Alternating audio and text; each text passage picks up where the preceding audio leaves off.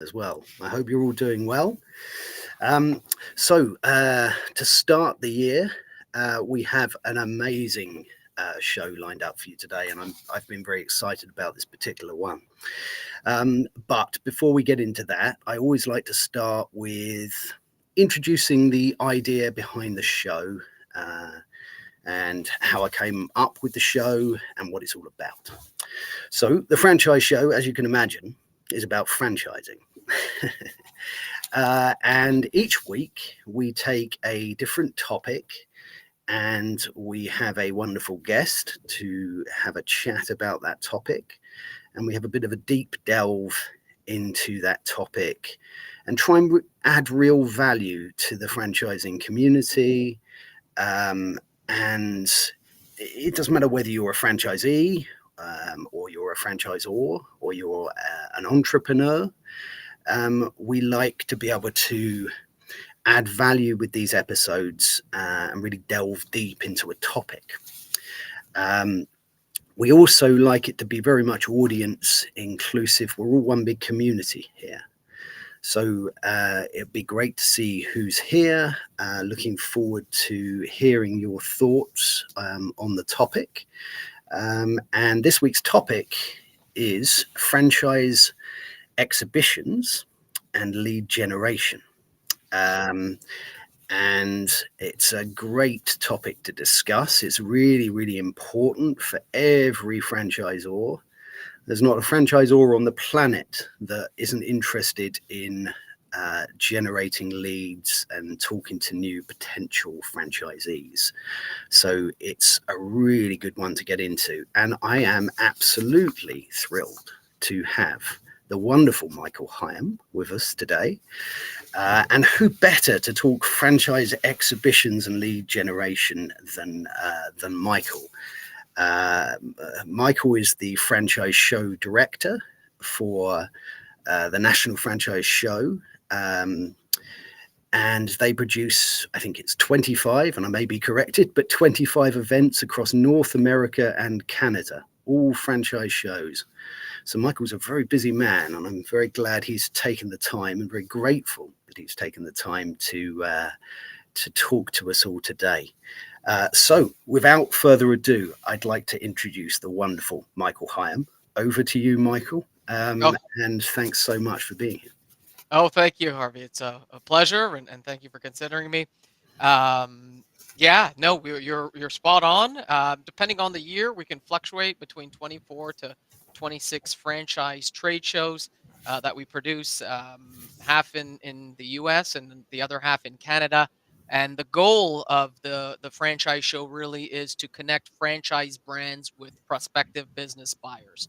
So the franchisors are the ones that are actually in the trade show booth, and the franchisees are the people who are interested in buying their business, and they'll come to the event itself. They'll go from booth to booth to booth, talking to all of the different franchise brands, and hopefully eventually end up as a franchisee instead of a prospective franchisee. Fantastic. That's amazing. So what does being the franchise show director involve? Oh boy. So it's quite a bit. I think of we, I mean, because really it's not just me. We have a whole team here, and I might be top level overseeing a lot, but I'm actively engaged in the trenches with the whole team the entire time. So we start everything from start to finish. Everything from choosing our cities and picking our venue to selling all of the franchise shows, getting all of the brands inside the booths, and then further operationally putting together the event, and then finally on site, which is of course the showstopper when we're actually on site in the franchise show, and making sure that everything is running effectively and efficiently, and of course we're working with the venue and our show decorator, and putting everything together, and inviting all of our clients who are our guests who have purchased the booths, and making sure everything's running smoothly, and there's a lot. And then we do that 25 times. My goodness. We were saying before we went live that, I mean, I've been involved in a few franchise exhibitions only as an exhibitor. And just to exhibit at a franchise exhibition takes a huge amount of planning and hard work by a big team of people. So to organize 25 of them across a year, my goodness, that takes a fantastic team of dedicated people, I'm sure. Very quickly before we begin, just want to recognize a couple of people who are here early on. So we have a LinkedIn user. Not sure who this is, but that's exciting. Stoked to be here. Please check my profile here as if needed, respectively. Well, that's great to have you here. Hope you enjoy the show. We've got Natalia. Natalia is fantastic. Natalia is going to be a guest on the show later this year. Is a real franchising expert on all things legal and agreements. So really looking forward to having her on the show. I'm really looking forward to your thoughts on franchise exhibitions, lead generation as well. So hopefully you can let us know your thoughts, Natalia. We've got Simon here, Simon Wise, great friend of mine, Simon. He is a franchise recruitment expert here in the UK, a real expert on getting the right team of people into your franchise when you're looking for them. So it's fantastic to have Simon here. He's always a great contributor and really looking forward to hearing your thoughts, Simon. We've got Kelly here. Kelly has a show after mine called The Awesome Journey. You need to check that out. Lovely lady, and absolutely delighted that she's here and looking forward to hearing her thoughts. And finally, we have Jitin. And Jitin is a fantastic chap. He's going to be a guest on the show as well. He's going to be talking about being the youngest franchisee, which is going to be the title of that particular episode. He's got a great experience both as a franchisor and a franchisee. So really, really looking forward to hearing Jitin's thoughts on this, because he's probably attended exhibitions as both a franchisee and a franchisor. So that's great. So it's fantastic to have everyone here. Just turning it back across to you, Michael, what I'd really like to start with is by getting a list of dates for all of the US and Canada shows. Is that something that you can share in the comments perhaps afterwards, so that people know when these shows are on? Oh, for sure, for sure. You can, anyone can even go right on our website, franchiseshowinfo.com. If you click on franchiseshowinfo.com, then you can actually download a full schedule of all of our events that are happening this year. Where it's the entire schedule is full. We're toying with adding on one or two additional events. But right now, as of what we have going on today, you can click the download schedule here, and you can get it right off the website. That's fantastic. When you say it's full, is that full in terms of exhibiting at the exhibitions, or full in terms of attending as a visitor? Oh no, I just meant it's our full schedule from A to Z on where we're going to be this year. Not, from an exhibitor standpoint, we will always try to accommodate and get Right. more customers that want to come on board. Of course, we're in convention halls, and so most of the time, I'm not going to say all the time, but most of the time, even if we are sold out, we can add a little bit of space. Occasionally, we can't, and unfortunately, in that case, you wouldn't be able to exhibit. But most of the time, we do our best to accommodate and get as many vendors that want to join us as we can. That's fantastic. Well, that's good. I mean, one of the things that I was going to ask you is how you register as a exhibitor or a visitor. I assume that that's going to be via the link at franchiseshowinfo.com as well. Yeah. So for attendees, that is correct. Even on franchiseshowinfo.com, you can click the drop down. It'll, US or Canada. Say, for example, our next event coming up is our New York, New Jersey event. Each city has their own city specific website. So as soon as you hit the drop down and say you hit that New York, New Jersey show, which is coming up January 27th and 28th in about 3.5 weeks, it'll take you to that city specific website. And same goes for any one of the cities you click on, because each website has different information. Of course, a different lineup of speakers, a different lineup of vendors, where you're going to go, what you're going to do, show hours, all that good stuff. And of course, if you're a visitor, you can just click, to register for your ticket. And then if you're a vendor, again, it'll show you, it's right on there, and it'll give you all the information, the exhibitor manual, all the good stuff that you need, like setup times and show hours and ordering furniture and ordering electrical. That's all on there. But if you wanted to register for a booth first, you would have to contact me. We do like to talk with everyone, just to make sure that everyone is a fit within the franchise show. Not that we wouldn't, not that we want to discourage people from coming, but if you're not a franchise brand and you're thinking that, that maybe, I don't know, maybe you sell something that has nothing to do with the industry, and so you don't want to be there, right? I mean, the it's just not your target demographic, and so we want to make sure that it's good for you and good for the show as well. So you just have to come through me first for registering, but yeah, we Great. can make that happen. Perfect. No, that's really good. A couple of things before we begin there. We had a comment by a LinkedIn user, and for some reason it doesn't come up here, but it does come up on my phone here. So I'm multitasking here, you see. It's Nicholas Joseph, and he's the VP of Franchise Finance. So great to have you here. Nicholas, thanks for being here. Really pleased you're here and really looking forward to your comments. Just now bringing up a couple of comments that have been made so that we can have a look at these. Now, this one, excuse me, you can tell it's live. Could have edited that out. But Simon's put here, how much do you charge for a booth? I imagine, and I'm going to let you answer this one, but I imagine that there's, a series of different things that makes up the cost of a booth depending on what you're wanting and what size. But I'll let you answer that question from Simon. Sure. So every vendor is a little bit different, and a standard booth is 10 feet by 10 feet.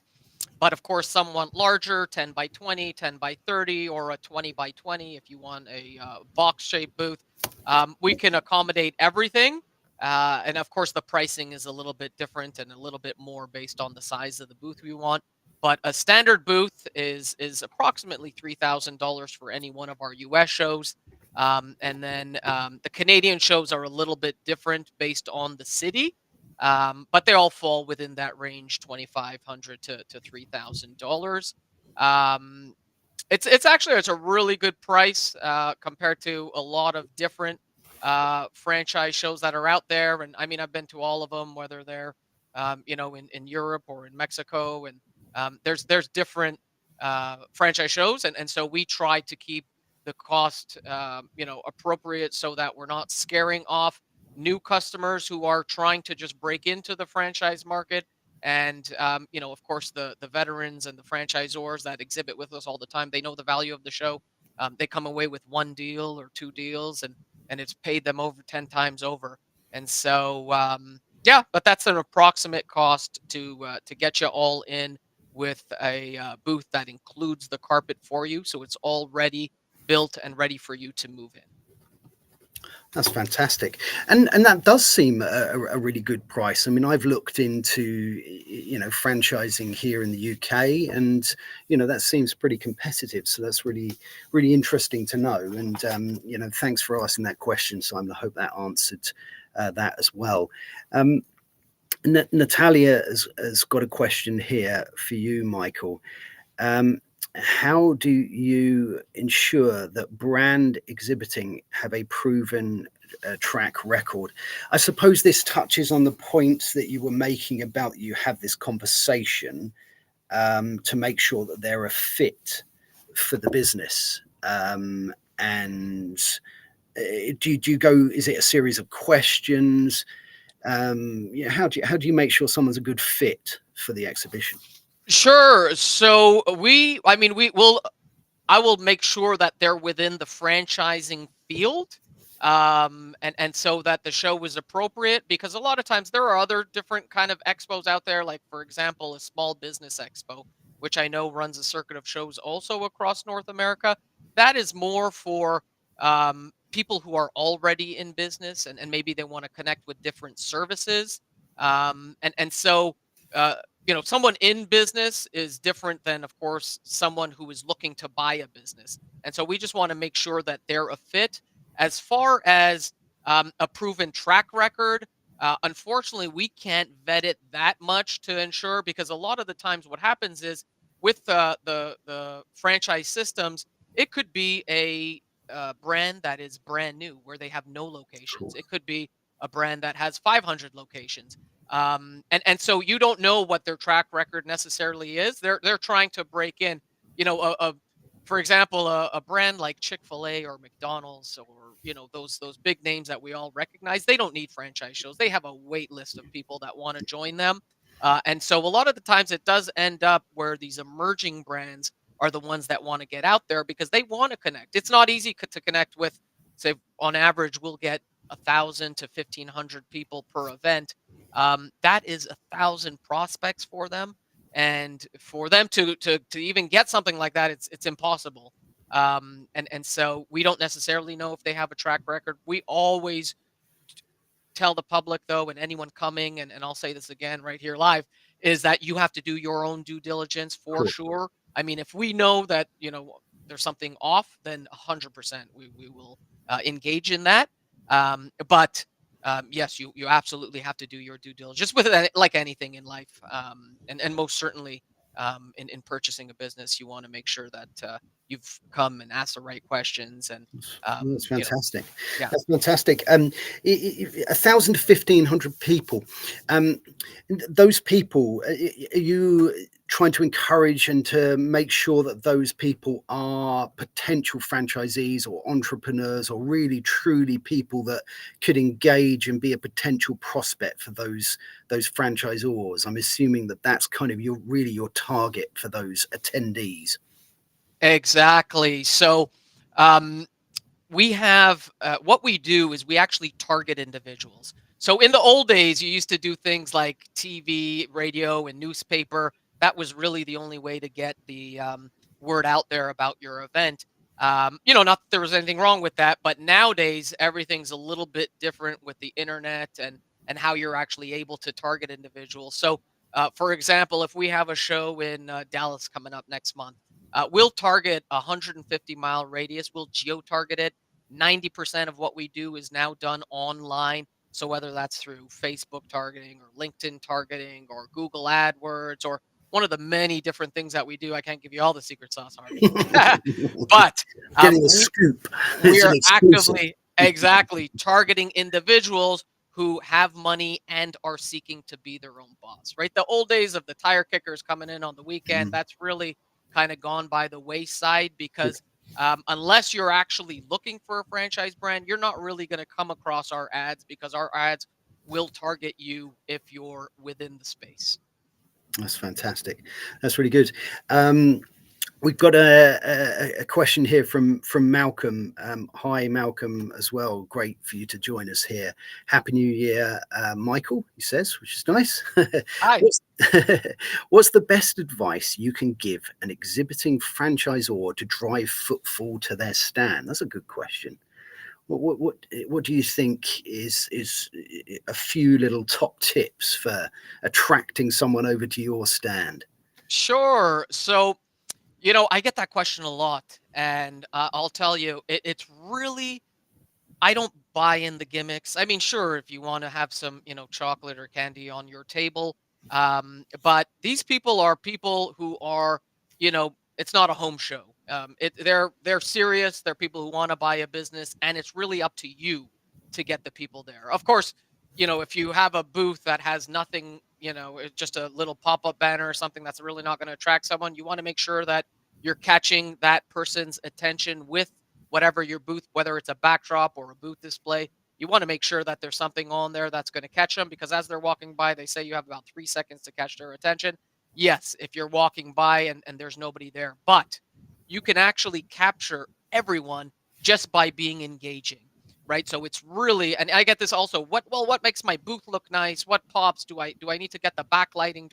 What you really need to do is just man the booth accordingly. As long as you do what you need to do, which is put your best foot forward. You want to be smiling. You want to be engaging. You want to um, ask people, hey, what brings you to the show? Come on out here. I mean, after all, you're in the booth and you're in sales, right? And if you're not doing any selling, then you're not going to get the people over. So the ones that know how to work the booth properly and the best, they're the ones that are going to succeed a lot more. You would not believe how many people I have sitting behind their booth. They're on their laptop and they're watching hundreds of prospects walk by. Well, how do you think they're going to engage with you? You're not even looking at them. Or if you have a scowl on your face, you don't look approachable. People are kind of like, they're looking, and if they're not looking at you, they're going to look at one of the other 100 opportunities. So you want to make sure that you're smiling. You want to try and talk to people. You want to go, hey, come on over, come talk to me. They're going to come. Oh, okay. So what's your opportunity? Okay. Okay. That's what they're there for. They're coming to the show because that's what they want to see. So as long as you're doing what you need to do in your booth, then you will 100% succeed.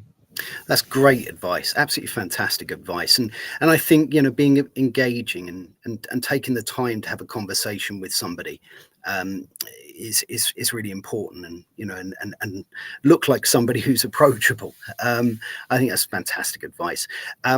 We've got another comment here that says, love the National Franchise Show. Which is lovely to have a nice compliment there. Must attend for any franchise pros or first-time attendees looking at business opportunities. Stoked to see Mike on the show, and that's great. We've got a little plug there for your website that you mentioned. We've got that website correct there. Is that right, Michael? Yep. That's right. Franchiseshowinfo.com. And that was from Nicholas as well, I think. So thank you, Nicholas. Appreciate that. We got a comment here from Simon. Do you look at the FDD, item 19, etc., before allowing exhibitors to show? Is the franchise disclosure document something that is relevant to you when you're deciding that, or is that more the conversation that they should be having with their potential franchisees? Yes, that is definitely something that they have to discuss with the franchise brand when they're there. We as an organization, we don't police it. We don't look at the FDD. I mean, if we did, it would kind of be like another business model. There would be so much to do with 25 shows a year and over 100 exhibitors a show. It's just not something we can do, and that's why we say No. do your own due diligence. It's the same thing I get a lot also all the time, where they say, hey, well, can you tell us about the success rates about the show? And I explain to them, well, if you want us to follow up with 100 brands times 25 shows, we would need the manpower of another 10 people just to stay on top of something like that. And something like this is the same. Yeah. It's really up to them. Even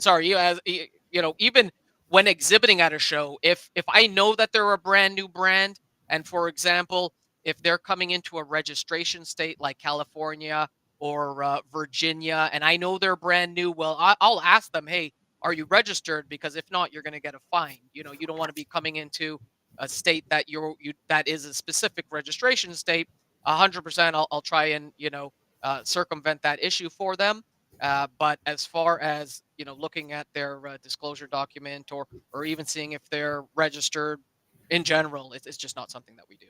That's fantastic. I've written that down. I always get great value and learnings from this as well. And, when you're talking about brands looking to expand into the US or Canada, these franchise exhibitions could absolutely be the way to do that, to look at how that's done. And, something like that, whether a particular state in America is a registration state or not, and how to do that. It's the beginning of a journey to perhaps attend this and see how others are doing it and start to ask some questions. So I really appreciate you saying that. And I think that's really interesting as well. We've got another comment here from Nicholas. I'm assuming now that LinkedIn user is Nicholas. So if it's not, please let me know. I love that the show has brands, but tools and resources and educational events. Now, I'm going to quickly pause on that because the second half of today's show is going to be about Michael's other complementing project, which is going to be the franchise assembly, and we're going to move on to that. So I'm going to pause. I'm going to put that comment back up when perhaps we start to talk about that in a few minutes' time. We've got a follow-up comment here from Natalia. Thanks, Michael. What about non-franchisors like consultants or lawyers? Is it as easy as paying a fee, or do you take references, etc.? I'm going to let you take that one. Do you have those types of businesses at the exhibitions? Sure. So one thing with the last comment, actually, though, with the show itself, I will say that we do have seminars running throughout the day at the franchise show, so that it is definitely an educational resource.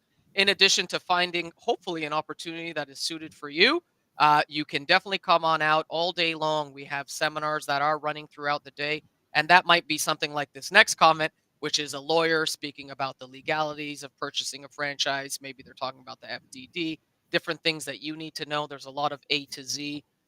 It could be a bank talking about SBA lending, what you need to know about, getting that loan to purchase the business.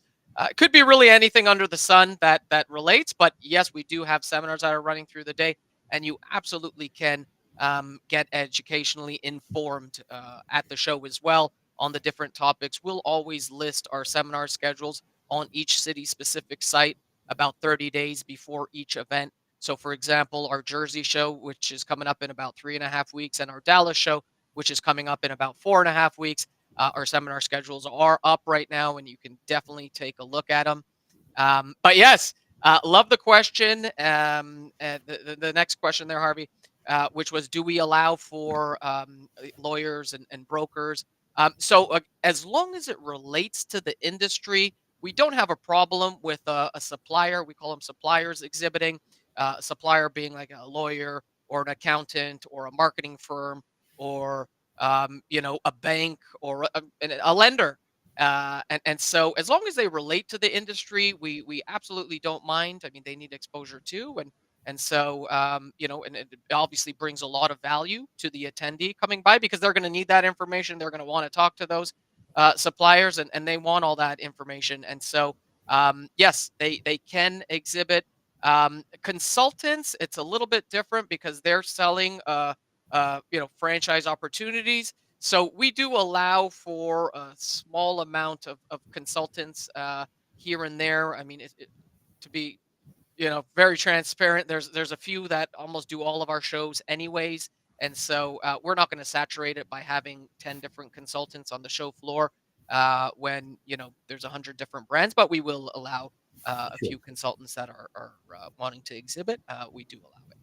No, that's great. It's nice to get a good mix. And, I like what you said there. And I mean, I've been to a fair few exhibitions and events over the years, and those seminars are really good. And the networking opportunities and the added value that you get around those booths, as well as visiting those booths, is really important, really valuable. Let's just have a look at a few others here. We've got here, this is from Nicholas again. As an exhibitor, I'd like to say to remember to promote the event itself. I feel everyone is a little responsible in promoting the event, and use every tool you have to promote the event, as well as tagging local TV stations. This is something that I really wanted to touch on, actually, and it's a great comment then, Nicholas. My view, on shows, and I don't know if you share this, Michael, but it's about the preparation as an exhibitor. It's about the preparation that you take beforehand, the planning.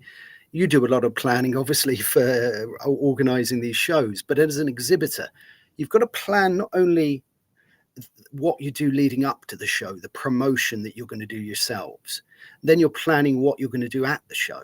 But a lot of people forget the sort of the blocking off of the time after the show to deal with leads that come in and to follow up on collaborations and things afterwards.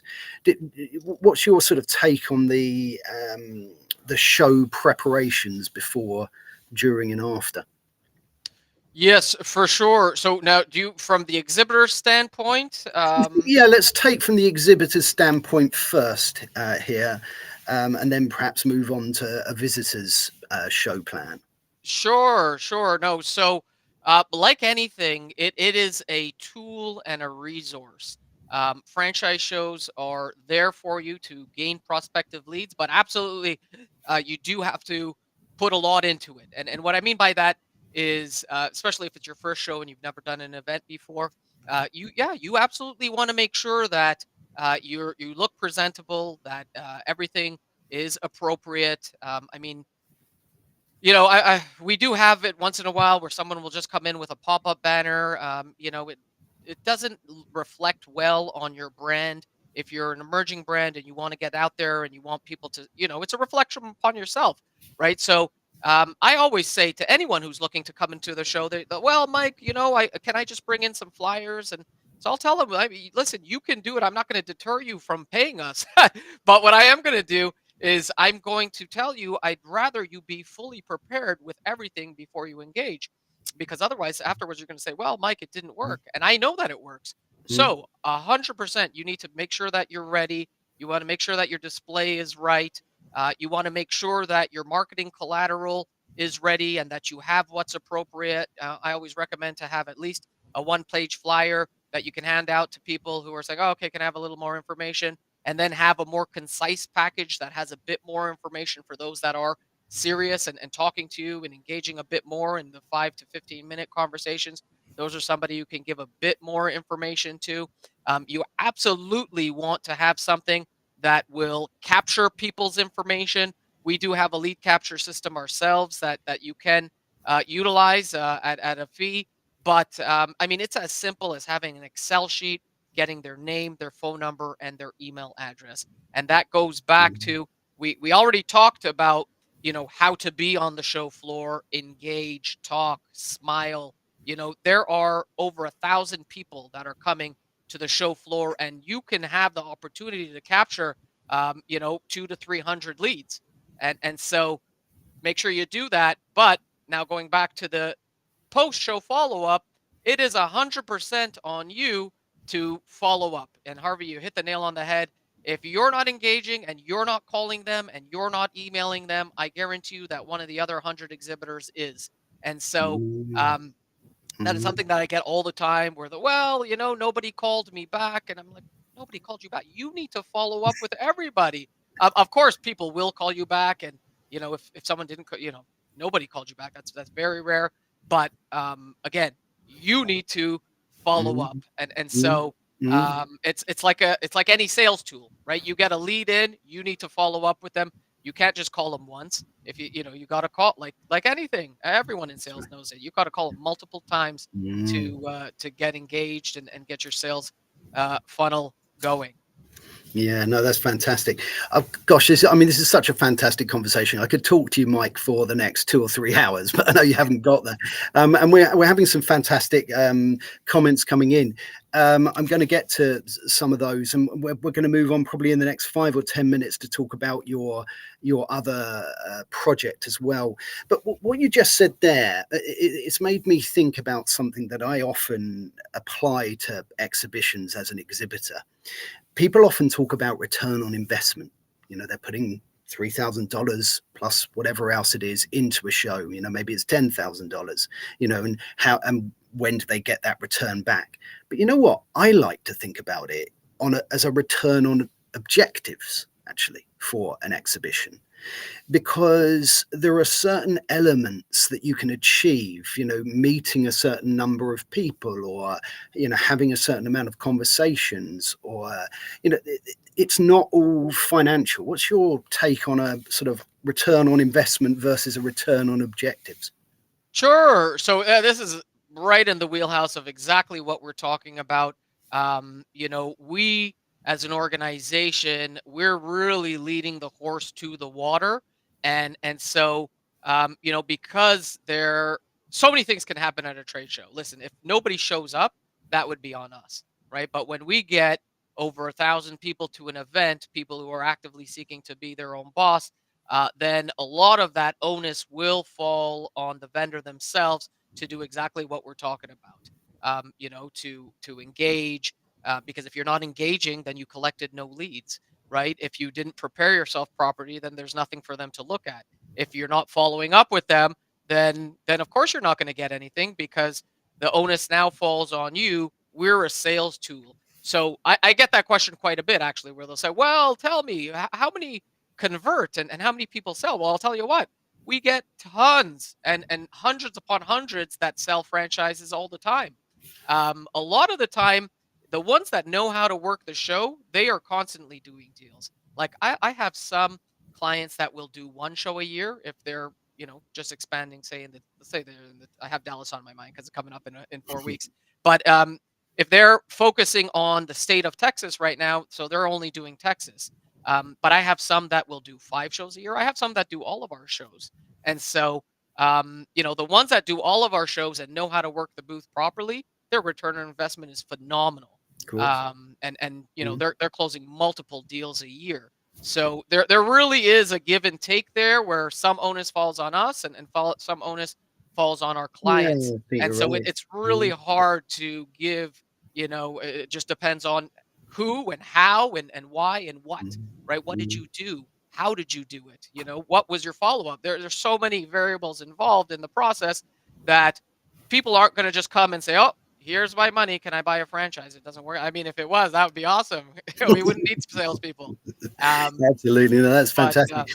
When you were talking about Dallas there, it's making my hat feel strangely appropriate today, isn't it? Dallas in Texas.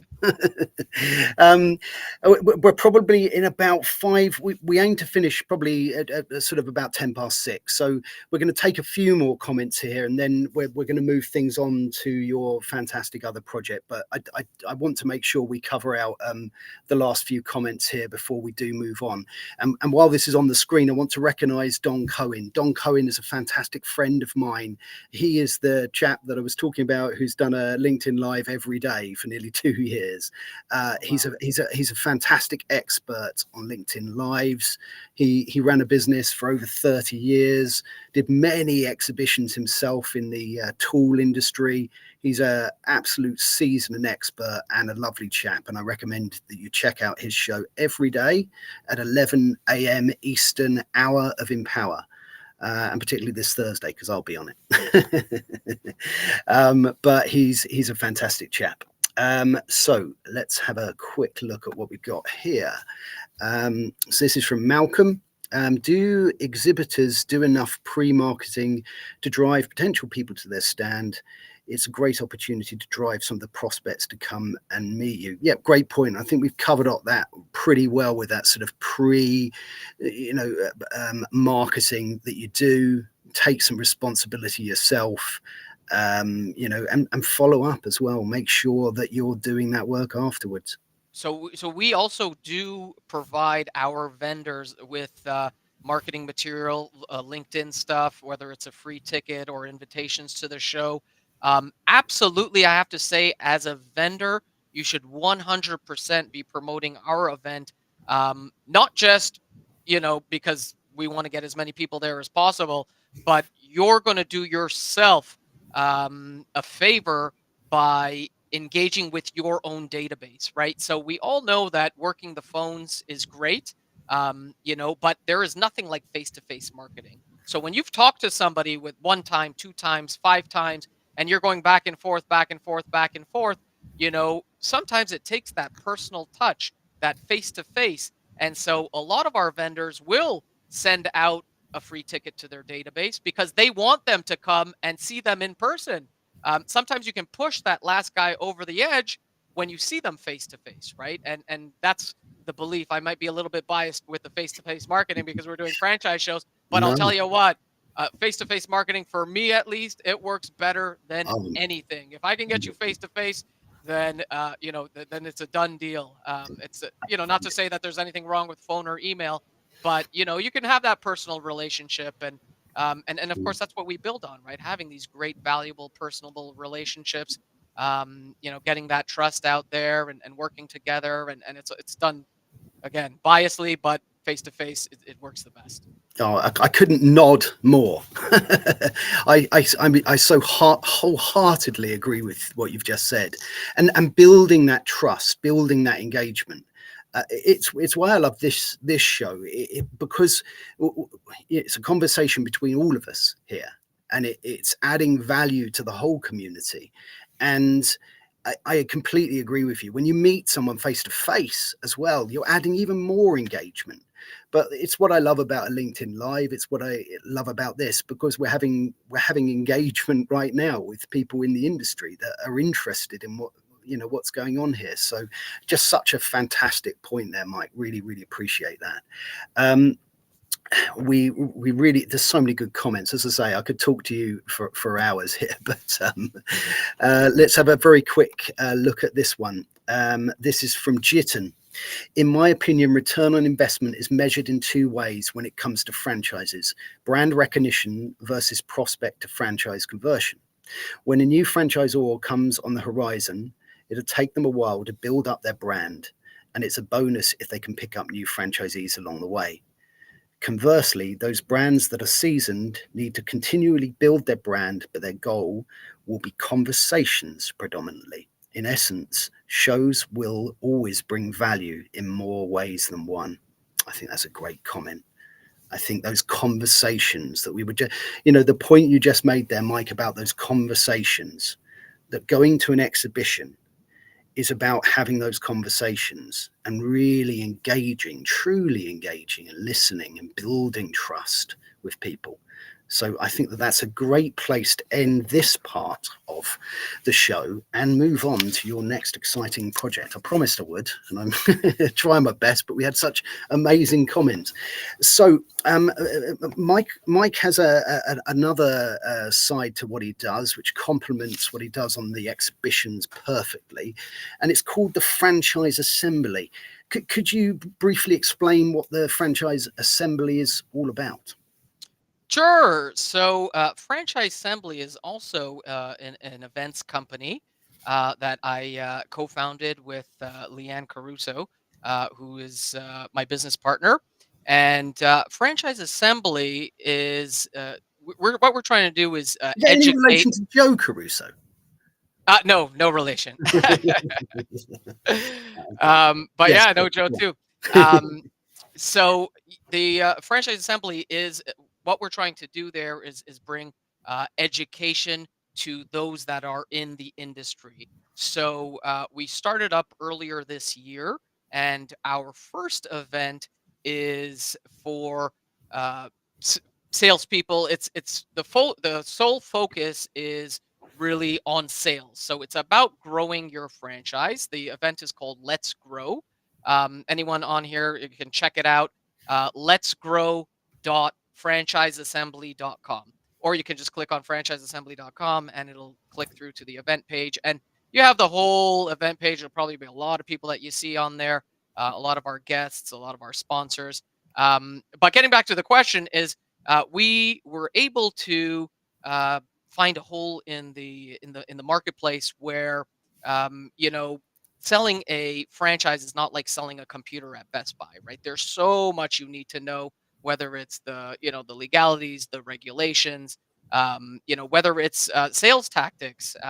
But in selling a franchise, there's a lot, right? Whether it's the sales itself, the marketing strategy, the legal, the construction, the real estate, all those things touch on development. And so we're trying to give you an educational platform where you can get 6 months of education within 2.5 days.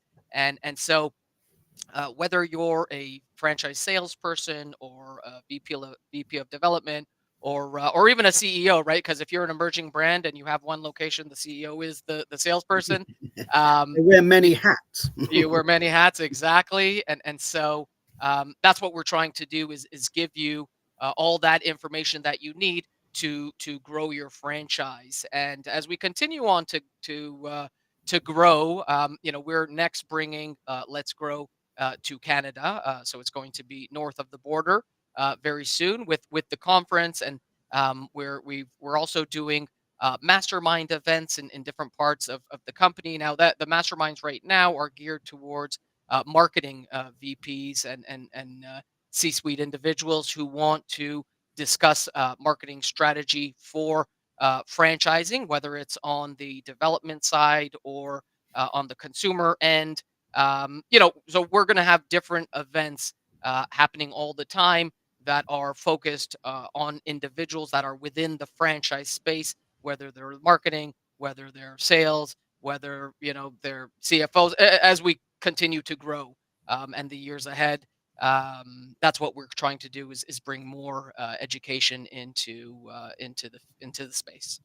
That's fantastic. I mean, I can see how it really complements what you do with the exhibitions, because you're there as a franchisor or as an entrepreneur trying to grow your business, and then you can dip into and have a look at this franchise assembly to really get a sort of more of a rounded thing. Then you're getting the leads, and then what do you do with those leads, and how do you grow your business, and what do you do next? So it's sort of complementing what you do very well, and also adding true value. If someone comes to an exhibition and they're not quite au fait with the sales process and how to do that in a way that builds good relationships, builds trust with people, and creates true good franchisor relationships.